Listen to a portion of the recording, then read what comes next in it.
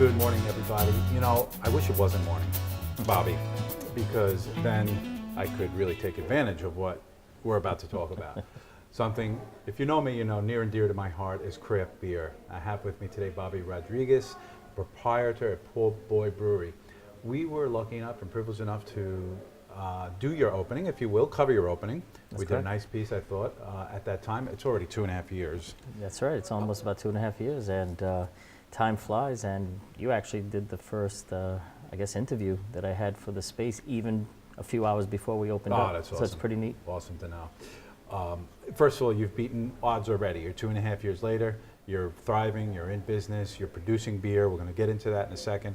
I got to tell you, later on, about 1.5 years after that, I went to one of your events where you had the band with, I think it was a 3-piece band. It was That's so correct. electric. So whenever you can combine music and good craft beer, that's top for me. That's like my dream life.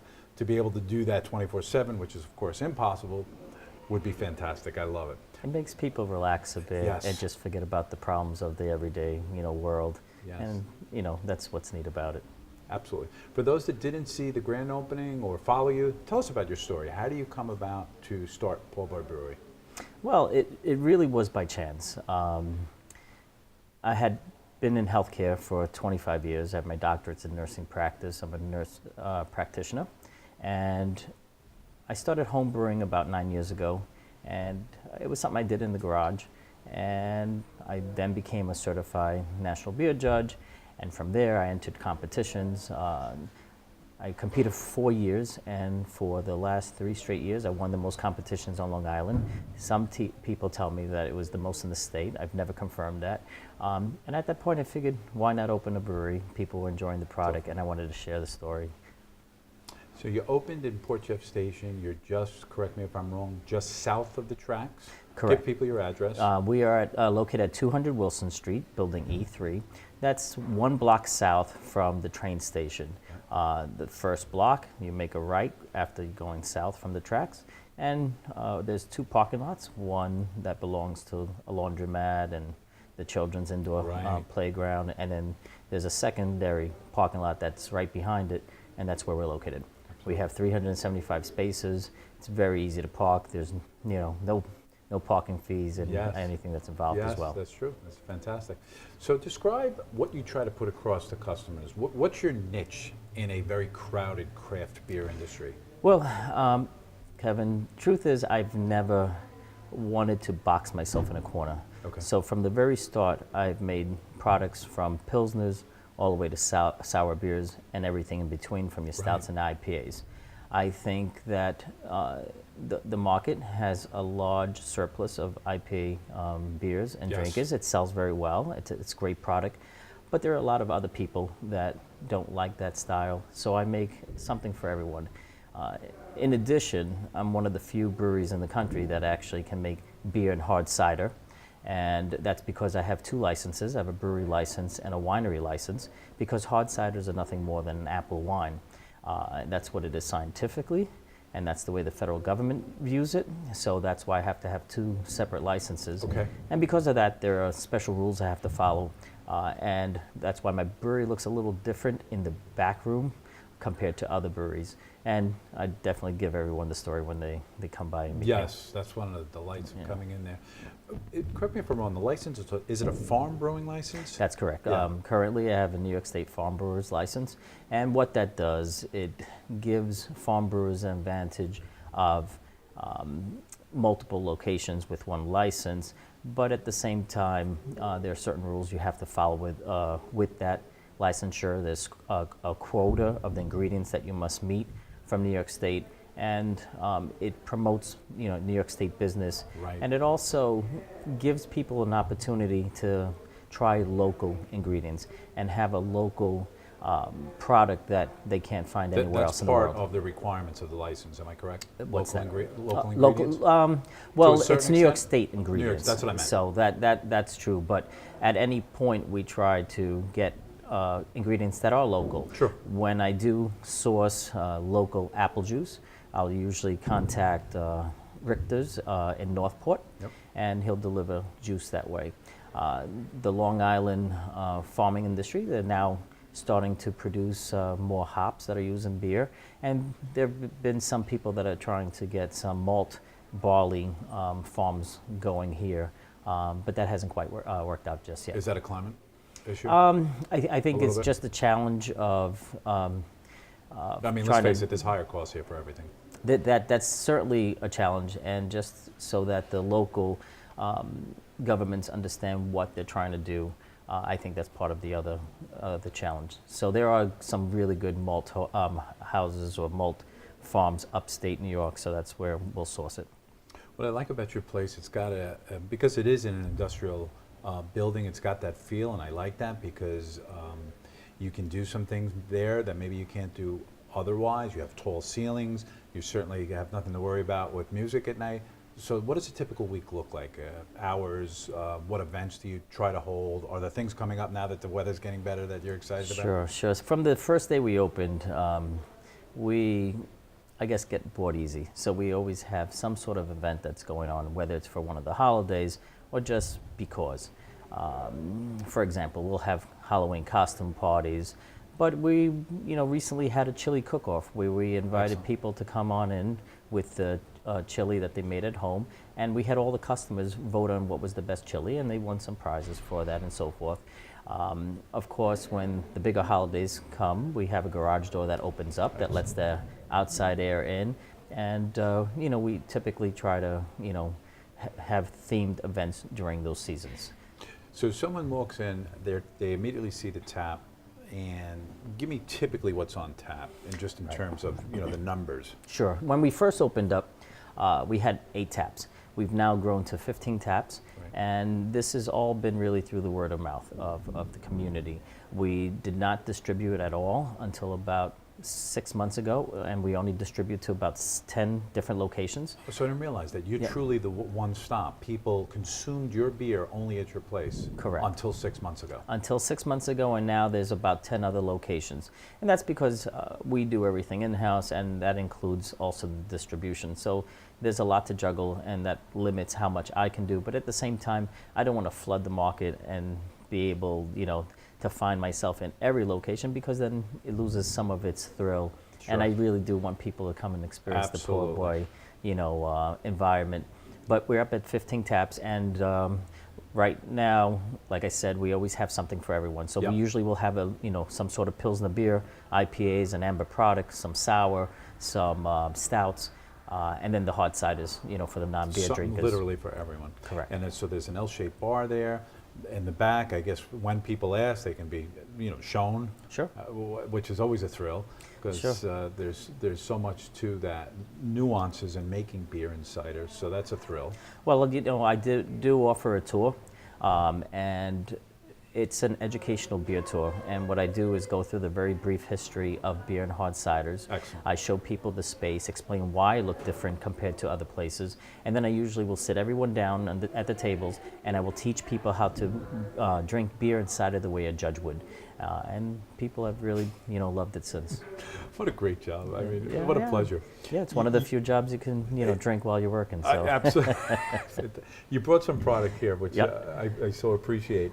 Tell me about a few things that you brought here today. Well, today I brought... love one of these. Yeah, like I said, I make a lot of different products. Yeah, I should say this first, and you may have known this about me. So I was always like IPA guy, IPA. I burned out on IPAs. Oh, okay. So here that you happens. go, and you don't even know this, and you bring like literally what I drink now is a That's porter funny. beer. I always ask for porter. Correct. Well, today what I brought is a beer we released about a month ago. It's called Port Javason. It's a coffee porter beer, and if you like coffee, this beer absolutely will bring it.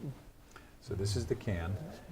This is just so amazing. Port Javason, Javvason. And someone wrote that, it looks like, with a Sharpie, which is so cool. That was me before, I came out here today.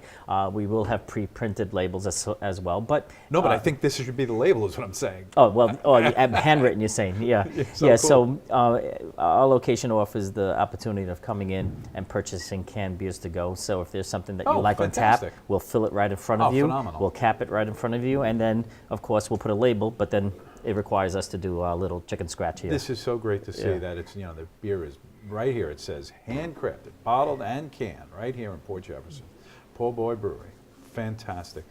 So what can someone expect? You obviously have a coffee porter Well, flavor here. correct. Percentage of alcohol? This one is about 5.8%. Okay. Not terrible. Not terrible. It's something that you could actually drink for breakfast if you wanted to, believe it or not. Sure. A porter beer is a dark beer, not as roasted as a stout would be. So you will taste more of the chocolate notes and a little toasted note. Okay. But I do use a lot of coffee, and that coffee will carry throughout the whole glass, and it's not overwhelmingly acrid or roasted. It's usually a pleasure. So let our audience understand this. When you're making and crafting this beer, you literally throw in a tank. Correct. Before it's liquid, coffee grinds, or do you make coffee and put it in? So I usually let the beer ferment first. Yes. Because during fermentation, the yeast is eating all those sugars. Gotcha. And the sugars and that movement, it blows off gas, which is carbon dioxide. And if you want to preserve those flavors and those aromas, you don't want the gas to blow them off out of your tank. So you wait till that fermentation calms down a bit. Very And then cool. that's when you add your other flavors. And for me, that would be coffee. So you're in the health field too. That's correct. Is beer good for you? There are many different studies. I could tell you concretely, because I'm proof, I'm still here today, that beer is healthy for you. Good to know. Anything in excess Sure. obviously is going to harm health. But this, a lot of studies have shown, it will prevent things like Alzheimer's disease. It will keep some of your cardiac vessels open and clean and preventing the plaque buildup. But, conversely, if you overdo it, then Yep. then you'll You have die the, of liver a lot disease, of the yeah. other issues that come with it. Well, that's good to know, So- and that's the right answer. What's the second beer you brought? It's a new style of beer. This one's called You Freaking Brute. Brute IPAs is a new style that was invented probably about 2 years ago in California. It's a beer that is a very dry product. It's an IPA so that you get a lot of that IPA flavor, but dry. You don't get the body that you would from a regular Yeah, I IPA. know the name or the word brute from champagne. Correct. And Once a year, New Year's Eve, Correct. I like my very, very dry champagne. correct, and that was the idea. They wanted to make a beer that felt dry like an IPA, and there's ways you can do that by adding some enzymes and so forth so that all the sugars are consumed completely and leave you a very dry product. With this beer, I also use champagne yeast, so you will find a dry effervescent beer, but at the same time, there's this slight little fruit note that would come from the champagne So cool. from the yeast. So I figured you might enjoy both So of that's these. 7-1. This one's 7-1, that's 7-1. correct. So you must constantly be on the lookout to educate yourself on what's trending, A, and B, you have to know how to make these, so you're learning constantly. Like you just said, stuff that, forget about it. I mean, it's over my head. You're getting rid of sugars, you're fermenting. I mean, I know that's part of the process, but you are constantly educating yourself. You're Correct. a brew master, in other words. Well, I guess that's what people would call me. You are. But for me, it's been very easy because since I was a child, 8 years old, I was already cooking. I would watch my mother cook, and I wanted to cook. So I've been playing with ingredients and always developing new recipes, even for food. And so beer was an extension of that. Makes sense. And anytime I see a new style of beer, or anytime I go to a new location or see a new product, I will always order it and try it. And then I would research it as I would, and then just go out and make it. The Brute I've never made before. It's a new style, but I can't wait. It's challenging and Yep. it's scary for some people because you're making something you've never made Yep, before, and it could be and a it could be a bomb. It could be a bomb, and Yeah. what do you do? So fortunately, I've brewed enough and cooked enough so that I don't have to You really don't mess it up. worry. Yeah. It's at this point, like if you were going to make, let's say, pasta, right? And you're going to throw some salt in that water. At this point in your life, just throw a little bit of salt. But when you're young and learning, you might throw a whole cup of salt, and then that's a disaster, and you learn along the way. And part of the learning process, I mean, the worst is you throw out that batch and you start all over. Correct. But that's never happened. Good.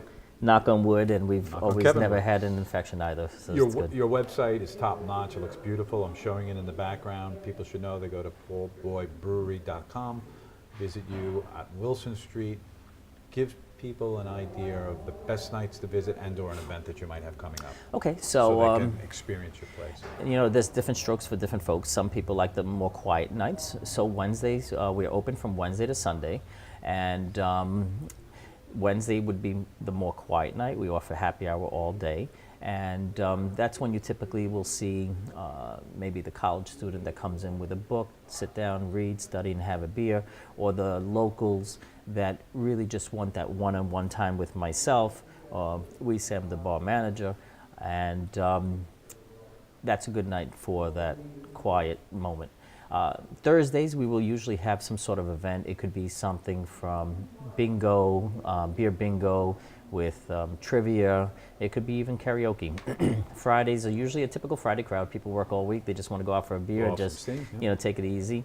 Saturdays, we could offer, live original music, and we've done that many times. We really love to support the original artists that live locally because there's not many places that they can go. Yep. And then Sundays could be a combination of things. But what you might find is a lot of the families might go out on a Sunday, and you might see the mother coming in with a stroller and sitting down, and the young kids are playing board games that we have. Yes. The next, I guess, big event would be Cinco de Mayo. We usually have music and special beers or products. This year we'll have occasionally have food trucks outside? We will. The food trucks will be there. It'll be hit and miss, but they'll be there for the Cinco de Mayo. Good.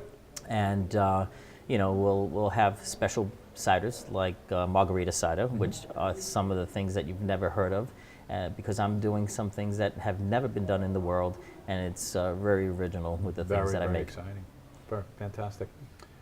So the name of the show is Coffee Talk, but today we're talking beer. We're here with Bobby Rodriguez, the founder and owner of Poor Boy Brewery.